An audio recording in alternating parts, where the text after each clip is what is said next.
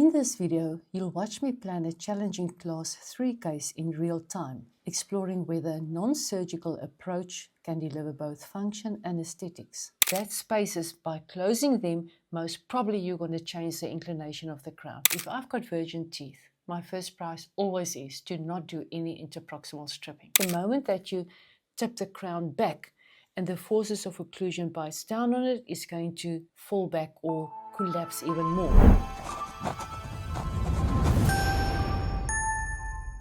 The case I have in front of me is a skeletal Class 3. It's a male. We have a sagittal discrepancy. There's also a transverse discrepancy with cross bites, as well as a vertical discrepancy. In a previous video, I did a surgical possible treatment plan for the patient, which I'm going to present. And now I'm going to work on a non-surgical case, non-surgical treatment plan. When I do a treatment plan, I always look firstly at the aesthetics, secondly at the functionality, and then I adapt the stability according to the functionality and the aesthetics. If you do a plan B, and I hate to call it a compromise because sometimes the plan B is better than the plan A. Let's call it a plan A1 or an A2. So this plan A2 may be shorter in duration, less invasive, and giving the patient the same aesthetics, functionality, and stability. So that's what I'm aiming to do in this video. So skeletal Class 3, what do we have in the maxilla? V-shaped.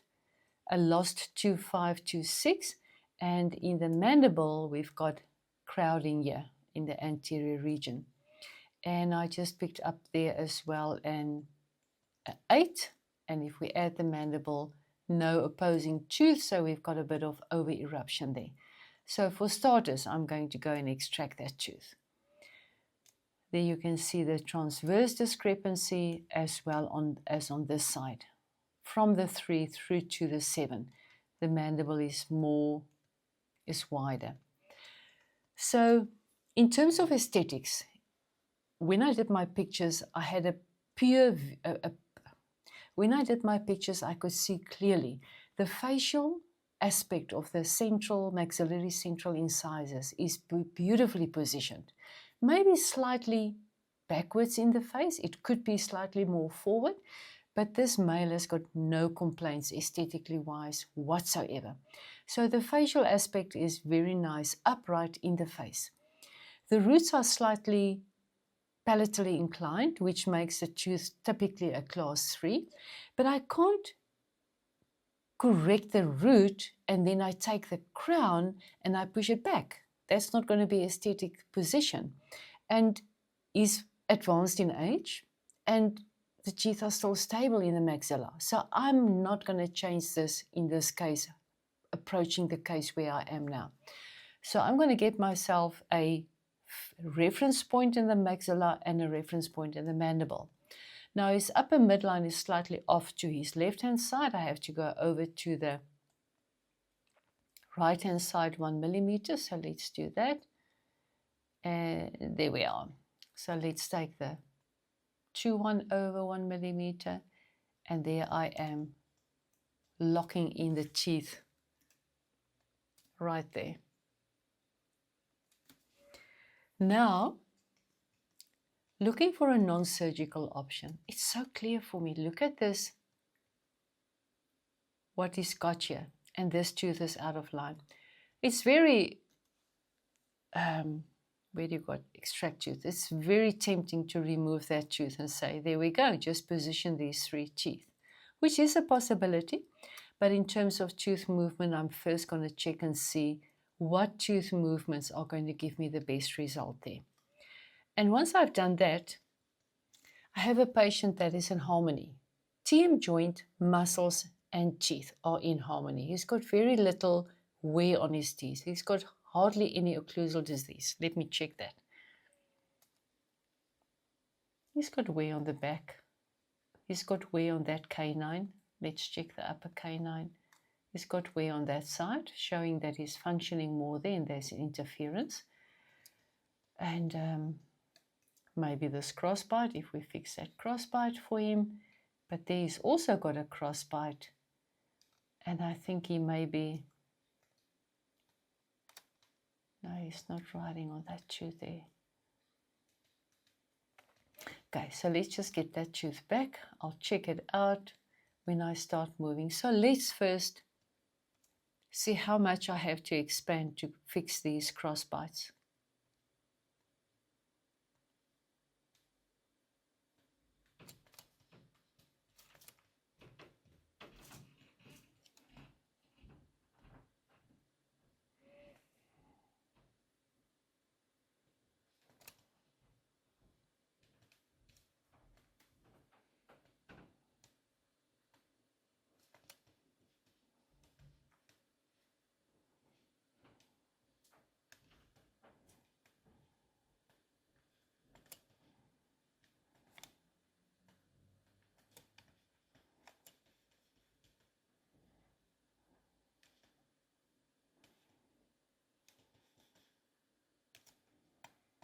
Okay, there I've got a problem.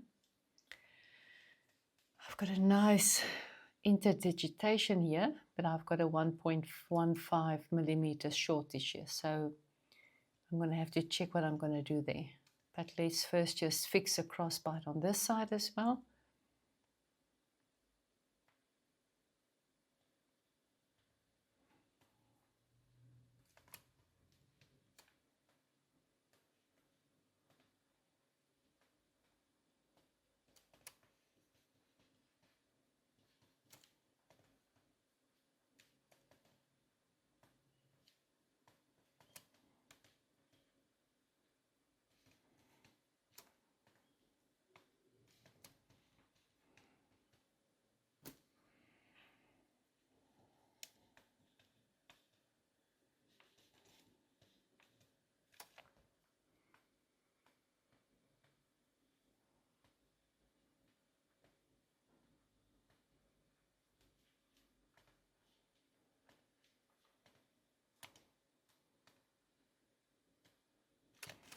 Okay, so I'm going to have to distalize on this side.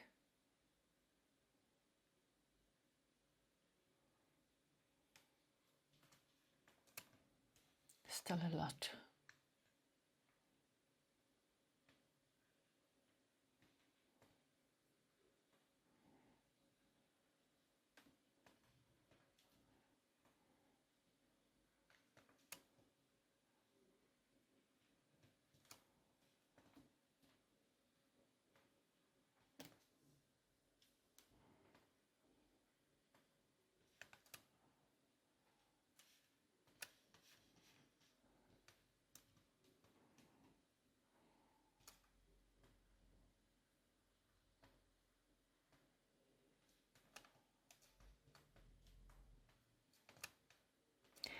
By doing less expansion here, I need some space for that tooth. So maybe let's just first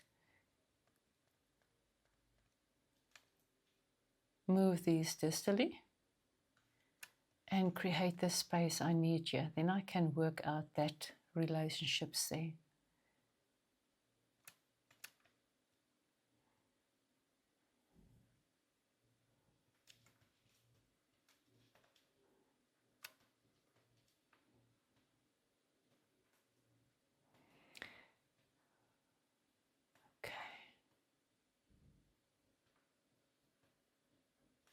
That's said and that done. I don't want to remove any healthy tissue structure by doing interproximal stripping, because if what I am aiming at is extracting a mandibular incisor, which is going to give me a Bolton discrepancy with too much tooth material at the top, so I'm going to have to remove. Let's see. But before I do that, let me just first, I always aim, my first prize always is to do, if I've got virgin teeth, my first prize always is to not do any interproximal stripping. So let's see in this case what I can do.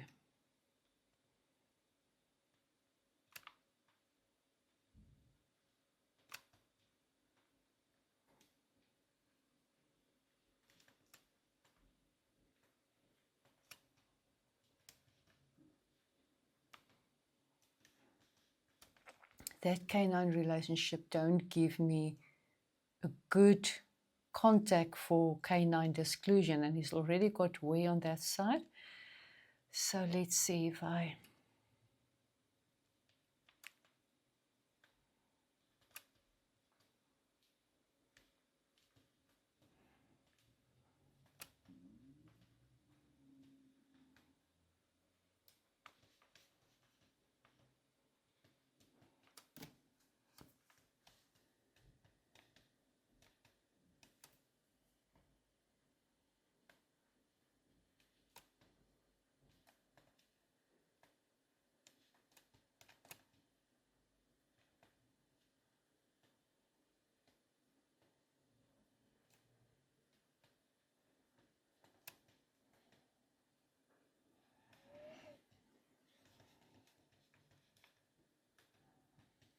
if I'm going to do an extraction there, I'm going to sit with spaces that I want to close, and I don't want that canine to go forward. So I'm in a very delicate situation here.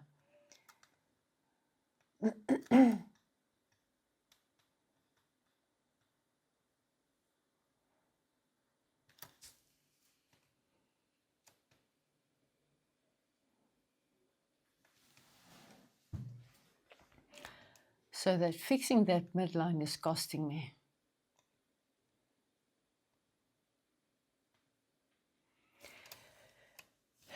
If I do not, let's see what's going to happen if I do not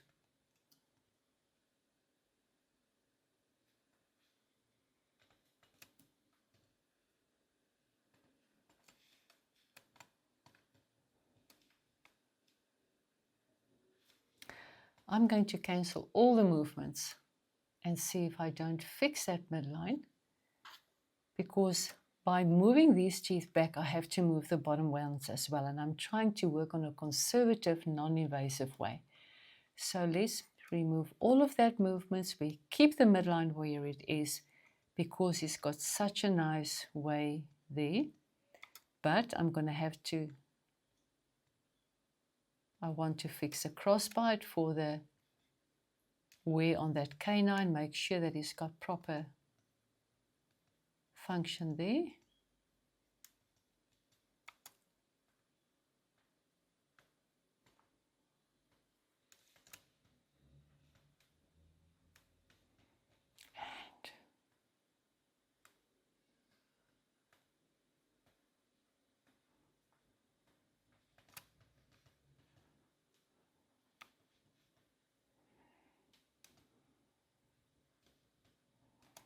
Okay, again, for sake of just working this out, this side, the relationship that he's got with the canines was working well, better than on the other side, but I've changed it now. So I'm going to go back slightly.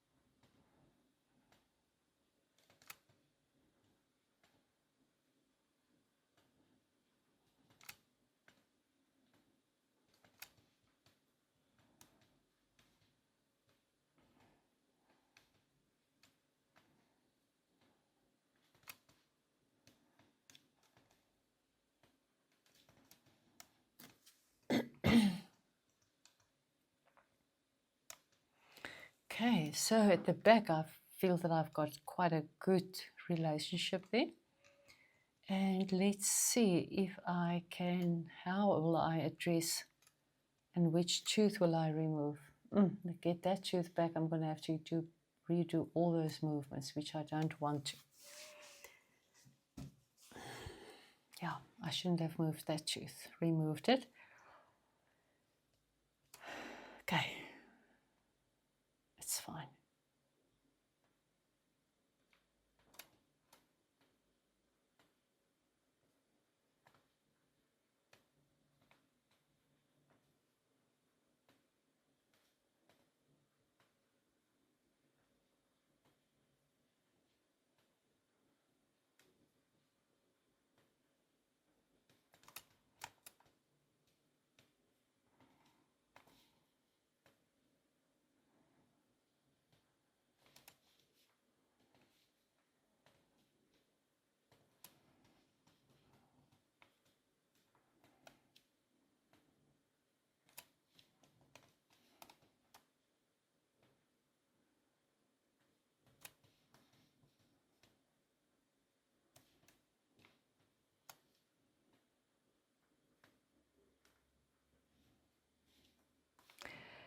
That's a good contact point between the 4-2 and the 4-3. That is not that good, but let's see where it was. To improve it, I'm going to have to move this tooth in and rotate the canine.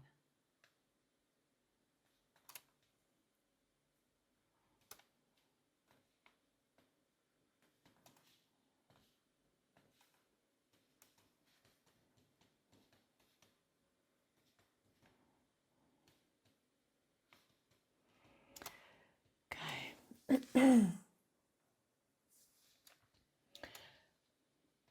Now, there's a lot of literature about removing a mandibular incisor extraction. And it's definitely indicated in cases where there's a Bolton discrepancy, as well as in a relatively small skeletal class 3 for camouflaging. And this is exactly what I'm doing here. I'm camouflaging. But the question is always, what about the stability? And there's also research on the stability. And what I try to do when I do these cases, because I do a lot of them, but I'm very, very,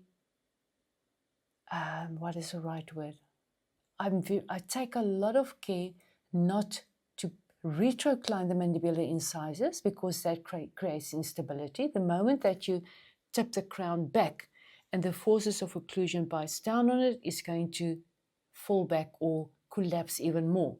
So I try to keep the tooth upright, and I don't close all the spaces, because that spaces, by closing them, most probably you're going to change the inclination of the crown. So I keep the spaces, and I advise the patient, not advise, I tell them that they're going to have to do composite build-ups or veneers afterwards, preferably composite build-ups, see the stability, live with it for a couple of years, and if it then settles in finally, to do veneers to finalize that stability of the lower incisors. So let's have a look at that. I'm going to, again, as always,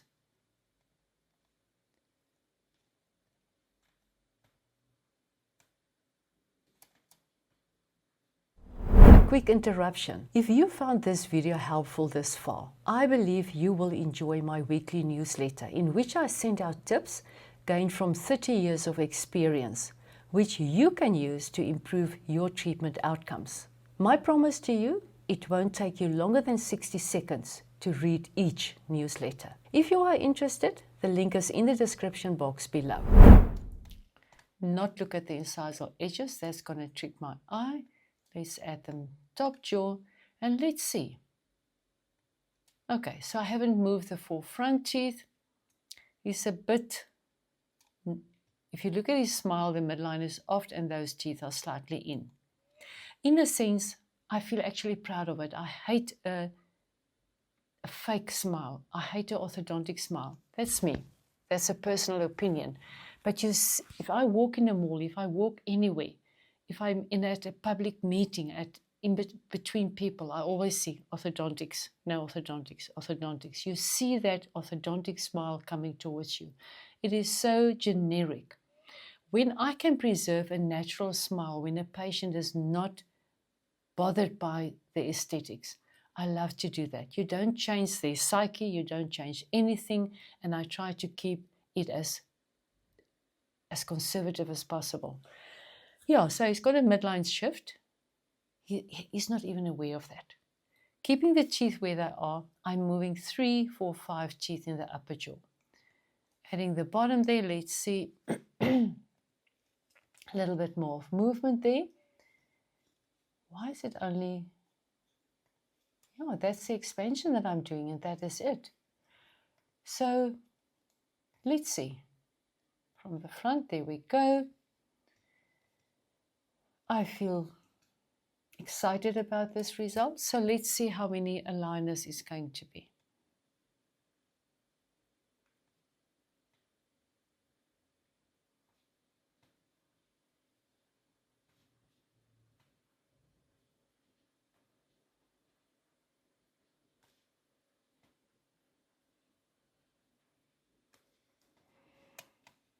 Okay, I need to remove those collisions there.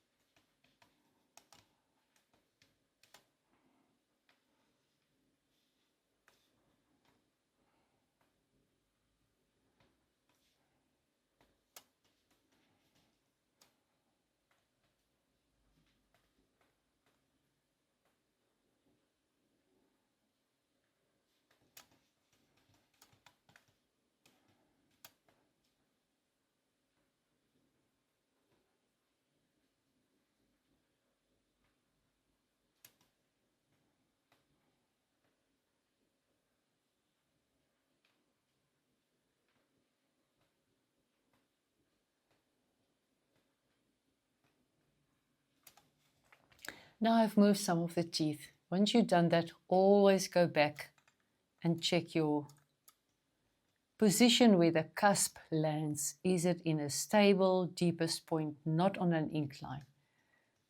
Let's check on that side. It's a stable point, maybe slightly on the ridge there, stable position. Let's compare. Really not a bad, not much of a change. Okay, so that's done. But I still have collisions. So let's have a look at the collisions.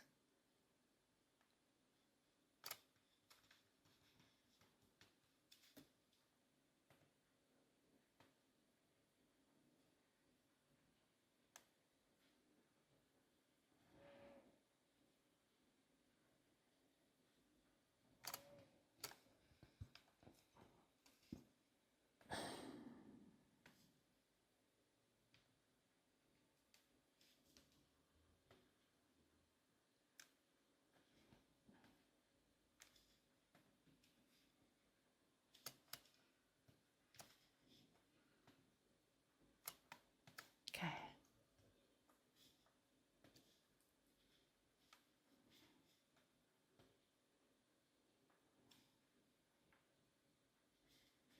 So between the 1-4 and the 1-3,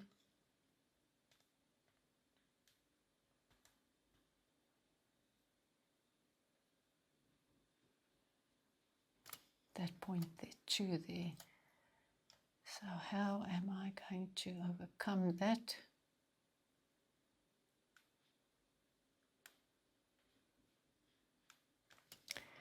So I'm going to move the 4, and I'm going to move it even further.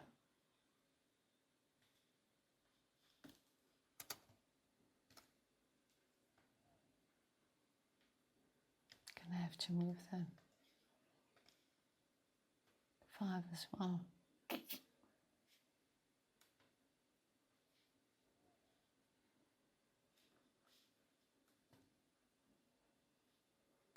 There we go.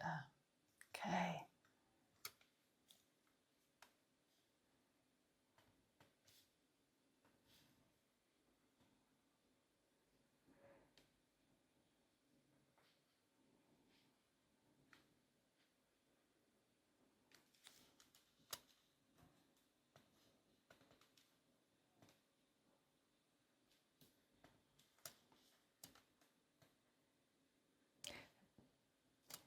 When you have to expand, you need micro spaces.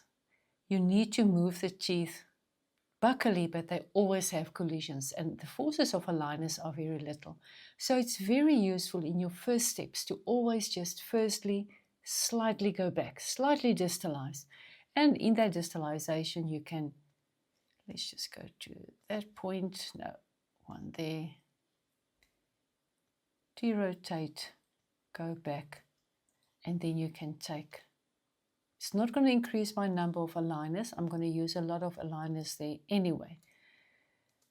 So let's go further. That's 0.26. That's to make it 3 aligners. Move that one. Then we go to the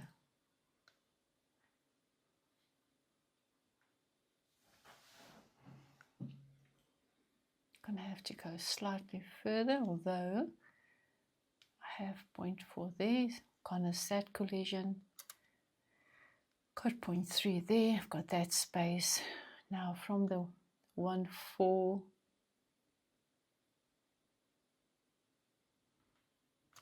got that collision. So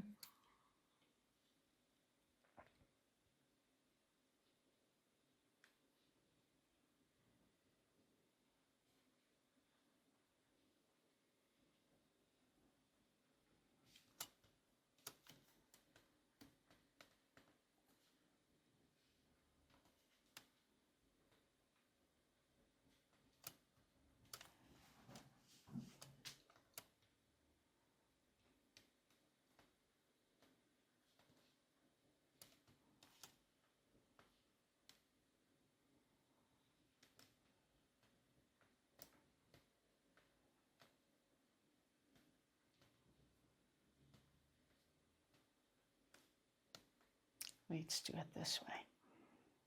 And we go.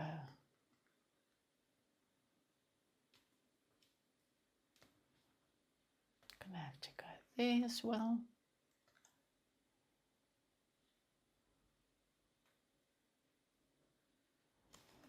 This one must rotate slightly more to get this contact point right there.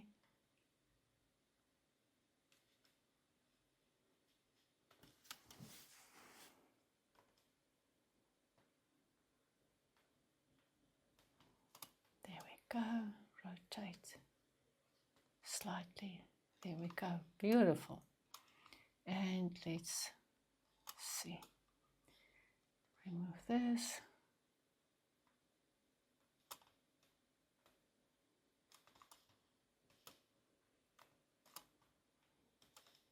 Love that. Okay. Now I've moved them slightly out of the way to create more spaces. I'm going to have to go back, but let's just finish and fix the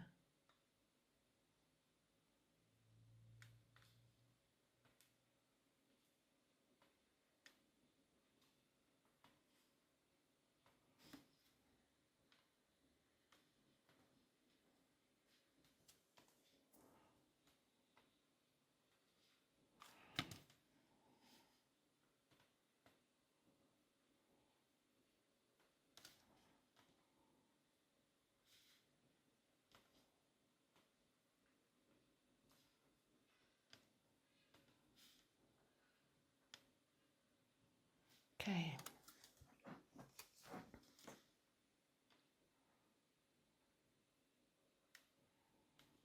Now I'm through. I've got spaces that I'm going to have to close, bring those teeth back.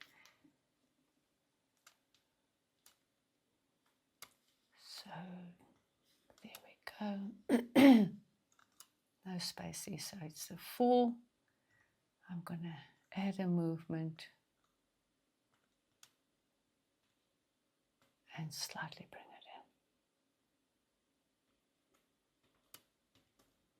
it in. Add movement and bring it in.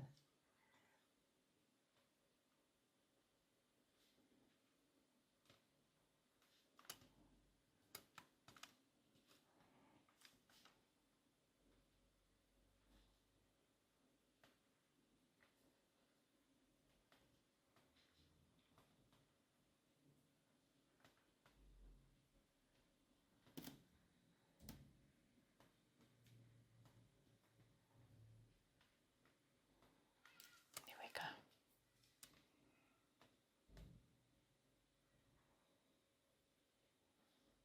go. No collisions. Come back into position. There we go. And now I've got the spaces there as well. I'm going to have to bring the bottom jaw in.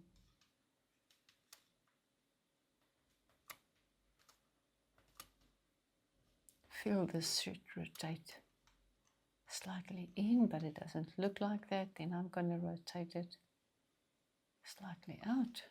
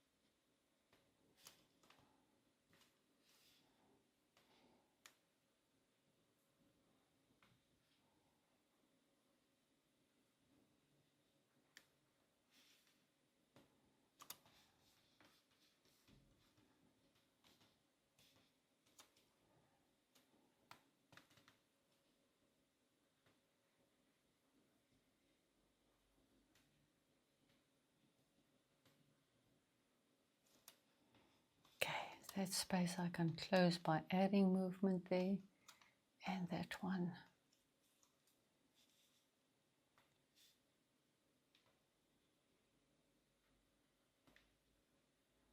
There we go. Okay, top is sorted out. Let's see the bottom. Now the spaces there, I'm going to keep it for the build-ups. I don't want to, let's just check. I'm keeping them exactly where they were. 22220607. For this, I'll get a restorative guide to help me to say where it would be better to, from an aesthetic viewpoint.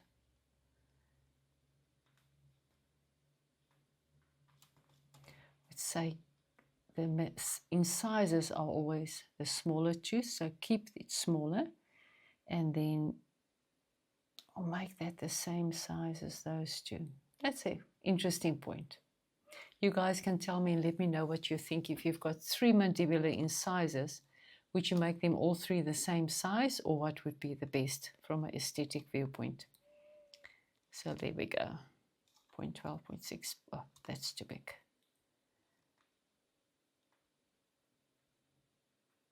20, 26.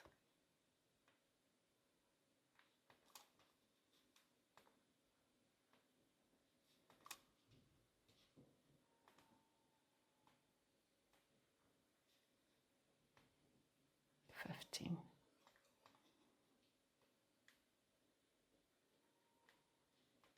$14.21. There we go. Let's just leave it like that. So, okay.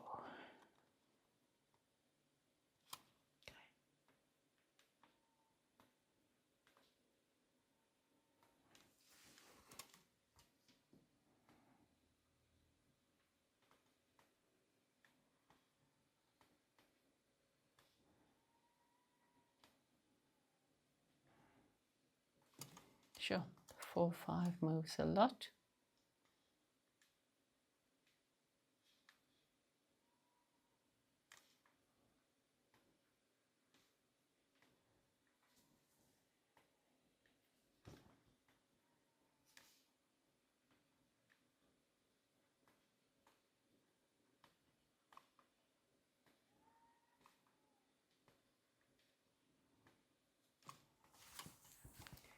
Okay.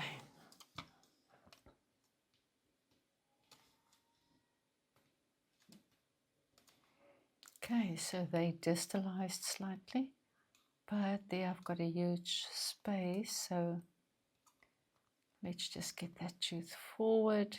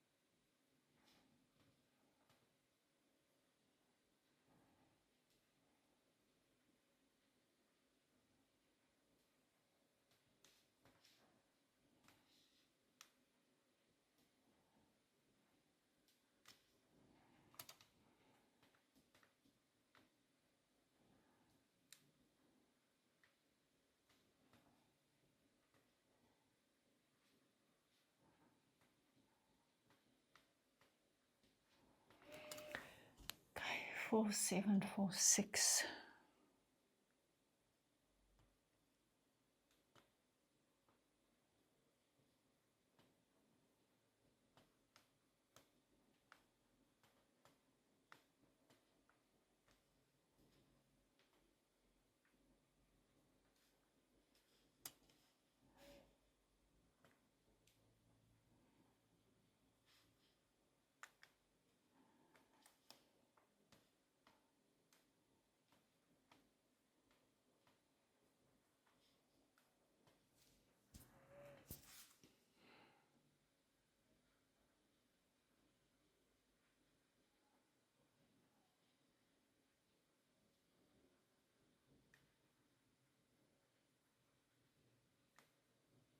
Moment the 4, 5 starts, that collision starts.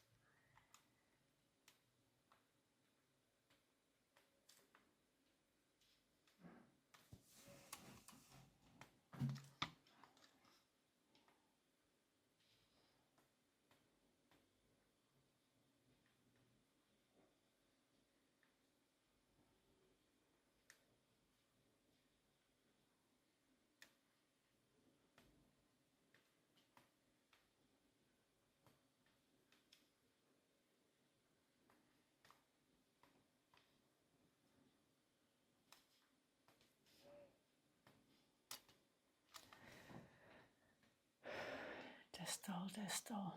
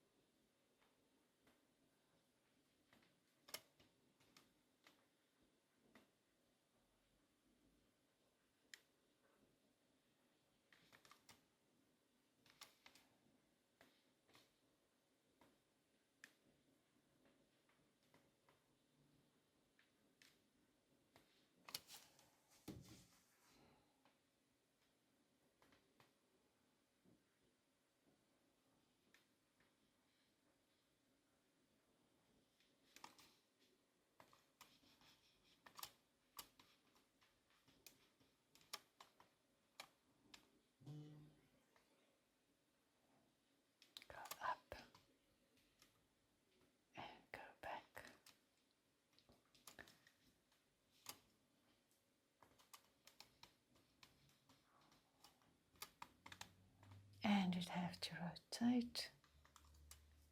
There we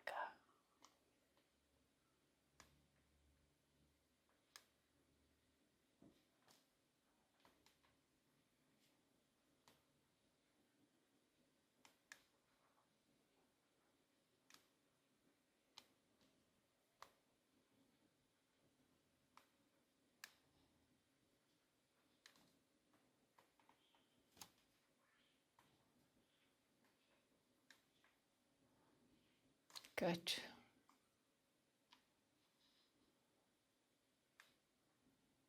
4, 3, 4, 2. 3 should move later. Got all of that sorted out.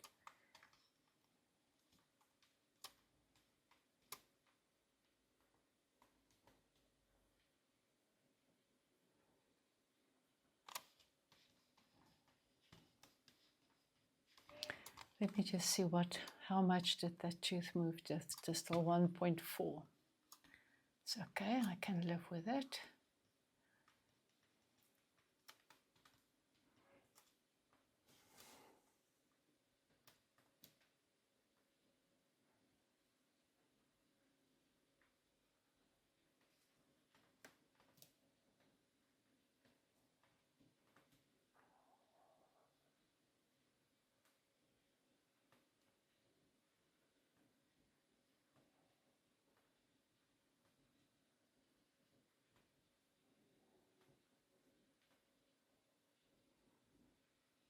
And it went back 0.9.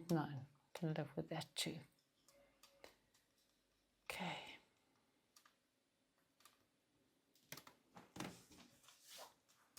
Three, 3, 3, 4. Let's see.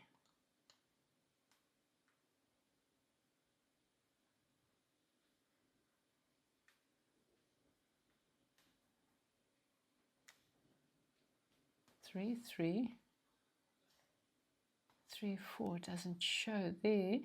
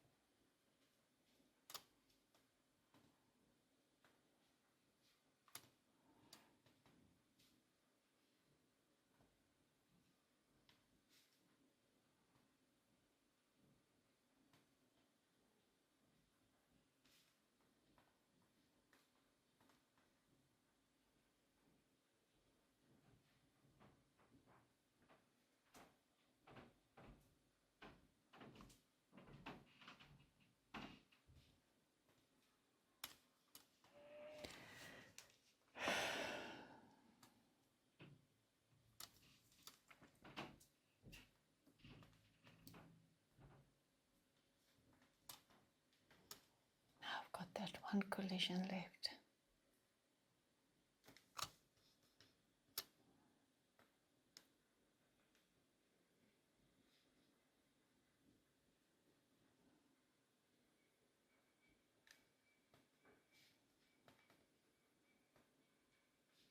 There we go. Okay.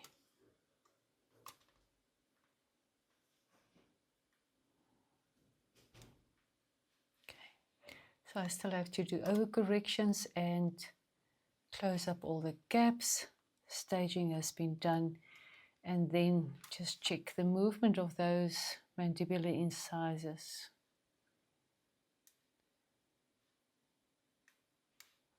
Most of the root movement is around those two. I'm going to have to overcorrect and make sure that I put on proper attachments for them. So that is a position where I would like to have them. I'm going to overcorrect them like that. But there we go. Before I close the micro spaces, let me just first check symmetry is good. Position is good. At the top there's very little micro spaces, but I prefer to, when I close the micro spaces at the end of my treatment, to create micro collisions of at least 0.2 millimeters to ensure a tight contact and no food impaction. When I have a case that runs more than 20 aligners, I would do that in my refinement because it's a lot of work in the planning stage. But as now I'm running between 18 and 19 aligners, so I'm going to close the gaps right now.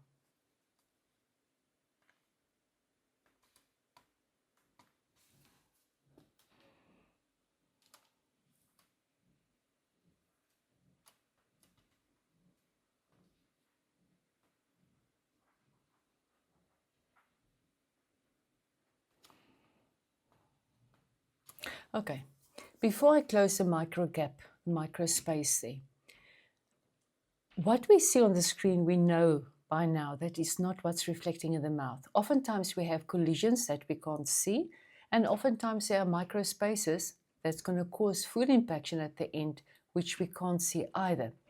So for my last stage, as I said, I want 0.2 millimeter of collisions between all the teeth. Now I could have made the mistake and only started at the 3, 4, 3, 5 there, but I'm going to close it from the front, micro spaces from the front on. So let's do that. I kept the midline where it is. I did not move those 4 front teeth. So I am going to put in micro collisions, but I'm just going to do it 0.1.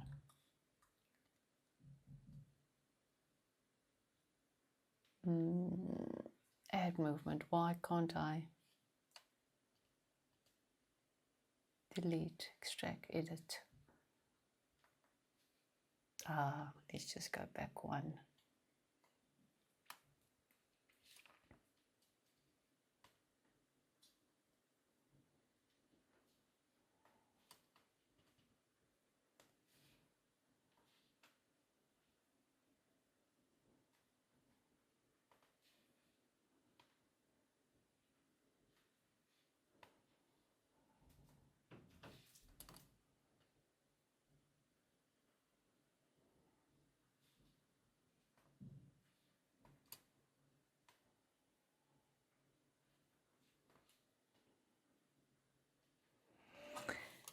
The software does not allow me to add movements because there has been no movements at all.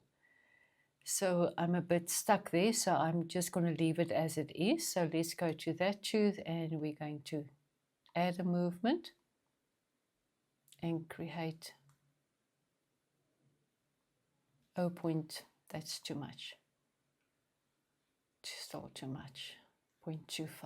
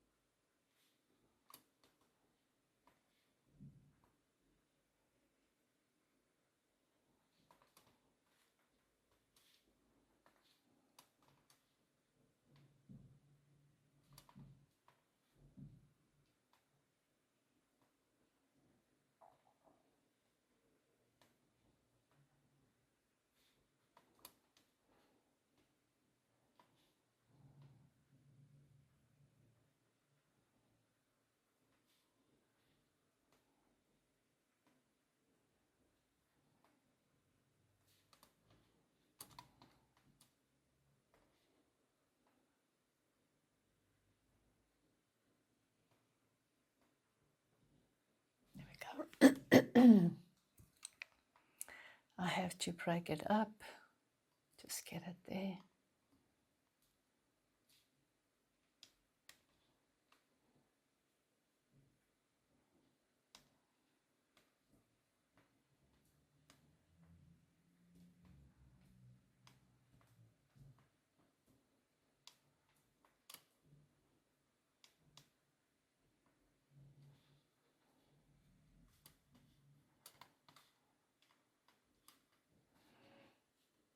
Let's do the same there, add movement.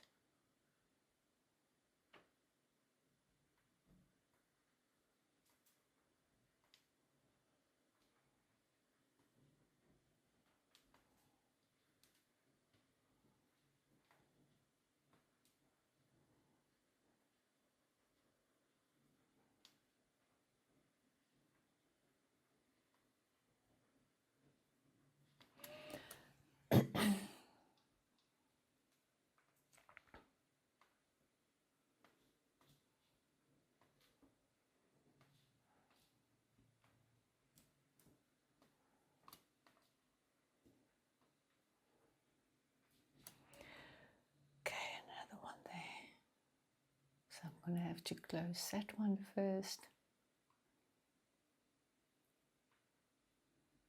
Then that one. Oh, okay.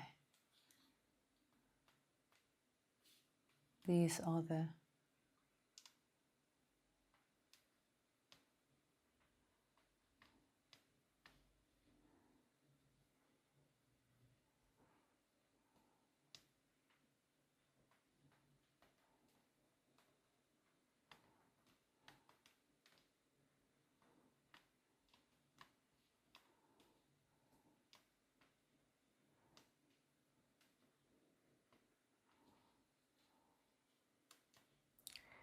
now I'm ending up with a 1415. 14, let's just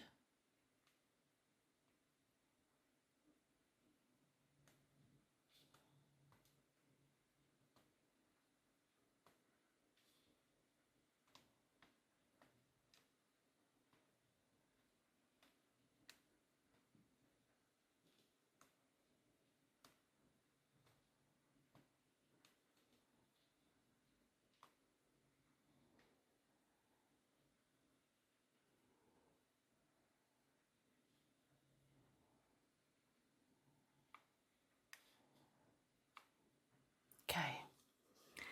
Let's do the bottom. Okay, so I'm not going to close these front gaps from the distal of the canine. So where we are, add movement.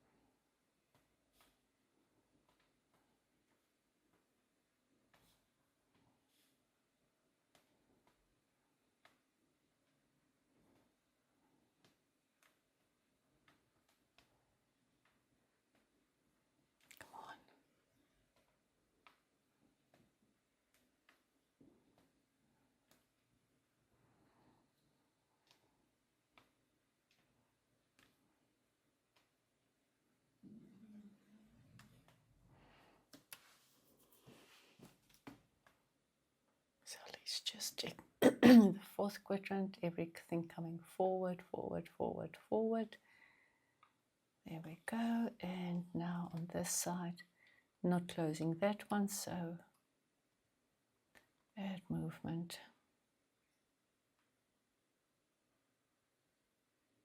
to add movement.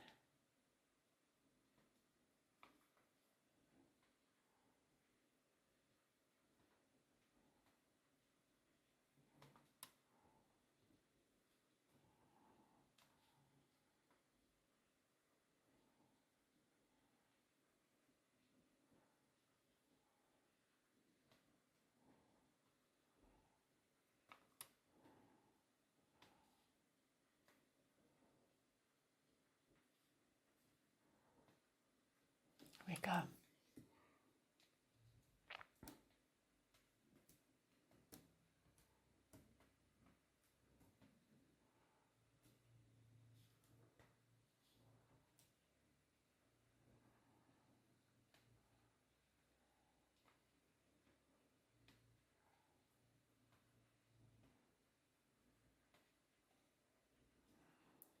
Okay. Good. And there we are.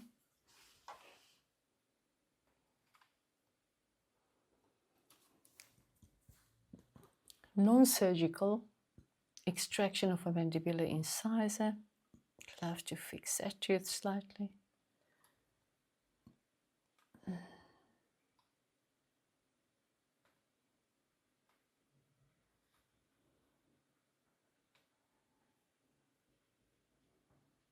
Wrong way, direction, there we go. Okay, still retroclined. Let's just double check. Same position they were, but now one can see so much more clearly how badly they are inclined. So looking at that, and I have the room, I would actually love to change that inclination. While I've got room around that, let's see. Yeah, I can do that right now.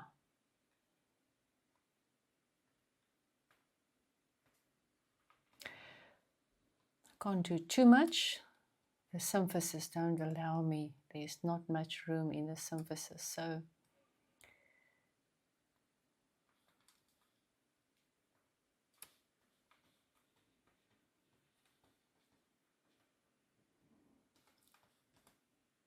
but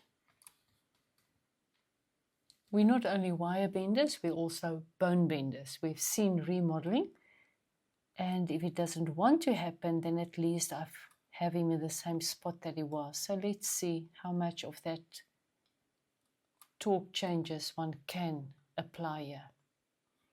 I had previous class 3 cases where I changed the torque on the incisors and I moved those roots back with aligners. So I've got nothing to lose.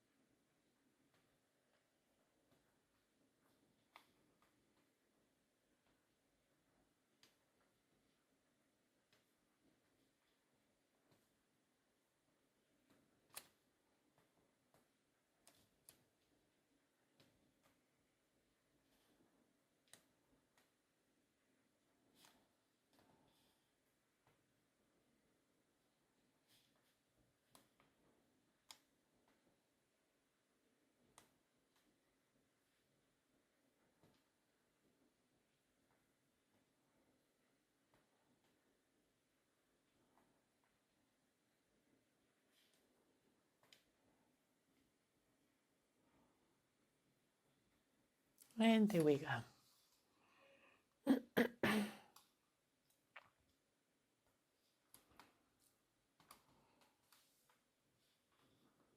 Remove that. Remove that. And there we have the final result. Non-invasive extraction of a mandibular incisor in a skeletal class 3. Small refinements I can do before we finalize the case. Now I have to go back to the patient and show him what I've done. Surgical option, no extraction, lots of aligners and jaw surgery. Non-surgical, non-invasive extraction of a mandibular incisor, best possible stability, and if it was my choice, I would have done the mandibular incisor extraction. But it's each to its own, and the patient have to make that call. That's an informed decision, and yeah, I can just give it to the patient, and I've got the visuals to show to them, so let's see. Most important, safe.